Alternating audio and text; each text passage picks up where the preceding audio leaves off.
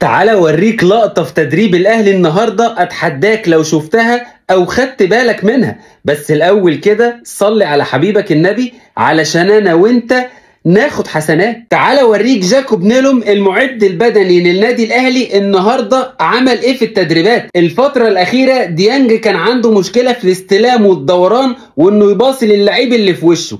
النهارده المعد البدني للفرقه كان مركز معاه في التمرين وكان بيتابعه علشان يعملها زي ما الكتاب بيقول. وركز كده مع المدرب لما ديانج ما نفذش التعليمات، بص اتعصب عليه ازاي وكلمه بمنتهى الحزم والقوه.